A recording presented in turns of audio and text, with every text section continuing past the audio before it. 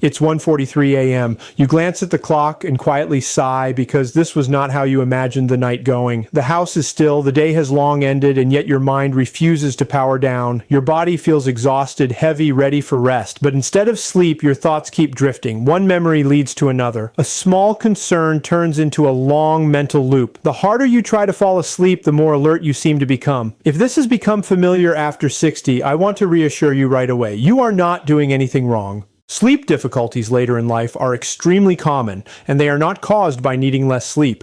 Research from institutions like Harvard Medical School and the National Institutes of Health shows that older adults still require deep restorative sleep to support memory, balance, and long-term health. The real issue is timing and signaling. As we age, the brain releases less melatonin, the hormone that tells the body it is nighttime. At the same time, stress hormones like cortisol remain active longer than they should. This keeps the nervous system alert even when the body is worn out. The encouraging part is that this system can be guided back into rhythm. You don't need strong sleep medications that leave you groggy or unsteady the next day. You don't need expensive gadgets or complicated routines. You need simple, proven techniques that speak directly to your nervous system in a language it understands. In this video, I'm going to share 5 science-backed ways to fall asleep faster after 60, supported by sleep research and clinical guidance from places like the Mayo Clinic and NIH. Each technique works on a different part of the sleep process: breathing, muscle tension, mental overload, and nervous system regulation. And the final technique, number 5, is a Japanese breathing method many people overlook yet often find surprisingly effective. So get comfortable, let your shoulders drop, and let's help your body do something it already knows how to do: fall asleep. Technique number 1, the 4-7-8 breathing reset. Let's start with the fastest tool you have access to: your breath. You see, when sleep refuses to come, it's usually because your nervous system is stuck in alert mode. Your heart rate is slightly elevated, your muscles are ready to move, and your brain thinks it still needs to stay on guard. You cannot force sleep by trying harder, but you can guide your nervous system into a calmer state by changing the rhythm of your breathing. This technique is called the 4-7-8 breathing method, and it's often referred to as a natural tranquilizer for the body. Sleep specialists and clinicians frequently recommend it because it directly activates the parasympathetic nervous system, the part responsible for rest and recovery. Research discussed by Harvard Medical School and the National Institutes of Health shows that slow, extended exhalation lowers heart rate and blood pressure while reducing stress hormones that interfere with sleep. Here's why this works so well after 60. As we age, the nervous system becomes more sensitive to stress signals. Even small worries can keep cortisol levels elevated at night. The 4-7-8 pattern flips that signal by making the exhale longer than the inhale, which tells your brain that it's safe to power down. Here is exactly how to do it. You can do this lying in bed or sitting comfortably. First, place the tip of your tongue gently against the ridge just behind your upper front teeth, and keep it there throughout the exercise. Now follow this rhythm. Exhale fully through your mouth, making a soft whooshing sound. Close your mouth and inhale quietly through your nose for a count of 4. Hold your breath for a count of 7, then exhale slowly through your mouth for a count of 8. That is one cycle. Repeat this 4 times. By the second or third round, most people notice their heartbeat slowing and their shoulders dropping without effort. By the 4th exhale, the body often feels heavier, warmer, and calmer. Doctors at places like the Mayo Clinic note that this type of paced breathing can be especially helpful for nighttime awakenings. If you wake up at 2 or 3 a.m., resist checking the clock. Instead, go straight into this breathing pattern. Think of it as pressing a reset button for your nervous system. You're not trying to fall asleep. You're simply creating the conditions where sleep can happen naturally. Technique number 2, progressive muscle relaxation, the body melt. If falling asleep feels uncomfortable rather than stressful, this technique is for you. Many people over 60 describe the same problem. They lie down, but they cannot settle. The pillow feels wrong. The blanket feels heavy. Their legs feel restless or twitchy. They shift positions over and over, searching for comfort that never quite arrives. What's usually happening is hidden muscle tension. Even when you are lying still, your body may still be holding stress from the day, tight shoulders, a clenched jaw, subtle tension in the hips or legs. The nervous system interprets that tension as a signal to stay alert. Progressive muscle relaxation, often called PMR, is designed to shut that signal down. This method has been studied for decades and is frequently recommended by sleep specialists and clinicians. Research referenced by organizations like the National Institutes of Health and Guidance from the Mayo Clinic show that deliberate muscle release can significantly reduce nighttime arousal and shorten the time it takes to fall asleep. The concept is simple. A muscle cannot fully relax unless it first recognizes that it is tense. So instead of trying to relax, you briefly create tension, then let it go. Here's how to do it in bed. Start with your feet. Curl your toes downward and tighten your feet and calves. Hold that tension for 3 seconds, then release completely. Let your feet fall open. Notice the warmth and heaviness that follows. Now move to your thighs. Squeeze your thigh muscles, press your knees together, tighten your hips and buttocks. Hold for 3 seconds, then release. Let your legs sink into the mattress like they are melting. Move to your hands and arms. Make fists. Tighten your forearms. Hold, then release. Open your fingers gently and feel the tension drain away. Next, your shoulders, lift them toward your ears, tighten your neck slightly, hold, then drop them completely. Let them fall away from your ears and into the bed. Finally, your face. This step is critical. Squeeze your eyes shut, clench your jaw, wrinkle your nose, hold for a moment, then release everything. Let your jaw hang loose. Let your tongue rest naturally. Smooth your forehead. By the time you finish this sequence, your body should feel heavy, warm, and loose. Sleep researchers at places like Harvard Medical School explained that this physical heaviness signals safety to the brain, making it much easier for sleep to begin. You're not forcing relaxation, you're allowing it. Technique number 3, cognitive shuffling, the brain scrambler. Now, let's deal with the biggest obstacle to sleep after 60, the busy mind. You lie down.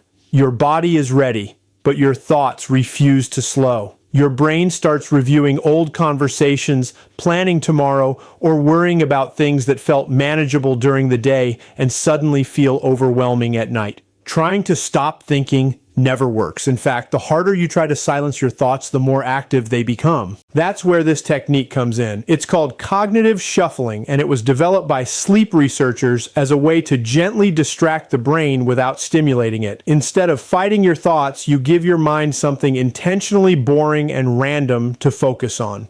Sleep scientists explain that just before we fall asleep, the brain naturally shifts into fragmented, illogical thinking. Cognitive shuffling recreates that state on purpose. Researchers associated with the National Institutes of Health and Sleep Education programs linked to Harvard Medical School have noted that this kind of low-effort mental imagery can reduce sleep onset time, especially for people prone to nighttime rumination. Here's how to do it. Pick a simple, neutral word. Nothing emotional, nothing important. A good example is garden. Now take the first letter, G. Picture something that starts with G. A green apple, a gate, grass moving in the wind. Visualize each image for a few seconds, then move to another G word. When you run out of G words, move to the next letter. A. Ant, airplane, apron. Again, picture each one briefly, then move on. Then R, then D, then E, then N. There is no goal, no correct pace. If your mind jumps ahead or forgets where you are, that's perfectly fine. That actually means it's working. Doctors who teach sleep hygiene at places like the Mayo Clinic explain that cognitive shuffling keeps the brain occupied just enough to prevent worry, but not enough to keep it awake.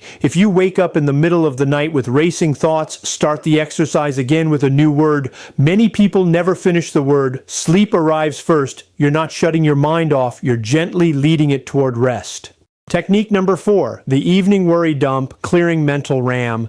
This technique works best before your head ever touches the pillow. Many sleep problems after 60 don't start in bed. They start earlier in the evening when the mind quietly carries unfinished business into the night. Unpaid bills, appointments you need to schedule, conversations you meant to have, small problems without a clear next step. Your brain treats these loose ends like open browser tabs. It keeps them running in the background so you don't forget them. And when the house finally goes quiet, those tabs get louder. This is where the worry dump comes in. Sleep specialists often compare the brain to a computer. When too many tasks stay active, performance slows and overheating occurs. Writing things down clears that mental load and signals to the brain that it no longer needs to stay alert. Research discussed by the National Institutes of Health and Sleep Guidance from the Mayo Clinic support this idea. Externalizing worries before bed has been shown to reduce nighttime rumination and improve sleep onset. Now, here's how to do it correctly. About 30 minutes before bedtime, sit down with a simple notebook and pen. Do not do this in bed. You want a clear mental boundary between planning time and rest time. Divide the page into 2 columns. On the left, write what I'm concerned about.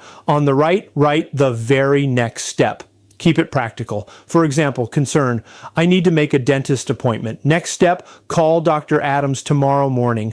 Concern, the roof might need repairs. Next step, ask my neighbor for a recommendation on Tuesday. Once you write the next step, your brain relaxes. You've given it structure. You've shown it that nothing is being ignored. Clinicians at places like Harvard Medical School explain that this process reduces cognitive load by transferring responsibility from working memory to paper. When you finish, close the notebook, put the pen away, tell yourself silently or out loud that planning is finished for the night. This is not journaling. This is not emotional processing. It's task closure. By the time you get into bed, your brain no longer feels responsible for holding everything together, and when the brain feels relieved, sleep becomes much easier to access.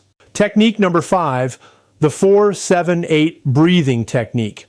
This final technique focuses on something many people overlook after 60, your breathing rhythm.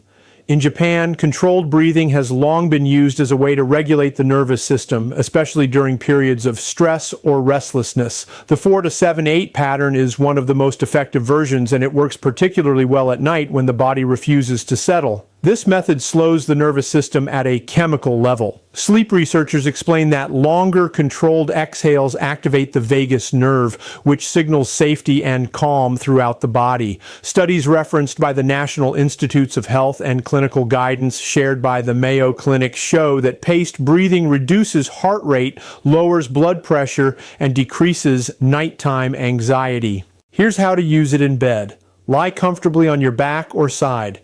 Let your hands rest loosely. Close your eyes. Inhale quietly through your nose for a count of 4. Hold that breath gently for a count of 7. No straining, just stillness. Then exhale slowly through your mouth for a count of 8, as if you're fogging up a mirror. That's 1 cycle. Repeat this 4 times. By the 2nd or 3rd round, many people notice a clear shift. The chest softens, the jaw loosens, the mind becomes less sharp, less urgent. Doctors associated with Harvard Medical School note that this breathing pattern helps synchronize the heart and lungs, creating the same internal conditions the body naturally enters right before sleep. If thoughts intrude, do not fight them. Let them pass while you continue counting the breath. This technique works best when you focus on the exhale. That's where the calming signal happens. You are not trying to fall asleep. You are allowing your nervous system to stand down. Sleep usually follows on its own. So there you have it. 5 proven ways to fall asleep faster after 60, backed by science and designed to work with your body, not against it. Walking is helpful. Staying active matters. But when it comes to sleep, movement alone leaves gaps. It does not fully calm the nervous system, release deep muscle tension, or quiet a racing mind at night. These 5 techniques fill those gaps. And the best part? They take just a few minutes. They require no medication, no equipment, and they can be done safely at home starting tonight. Now, I want to hear from you. Which of these techniques surprised you the most, or which one are you going to try first? Leave a comment below. We read every single one, and before you go, don't skip the next video on your screen. It reveals 1 simple exercise surgeons now recommend to help shrink varicose veins after 60 while improving circulation and leg comfort. Watch that next. It could change how your legs feel every single day.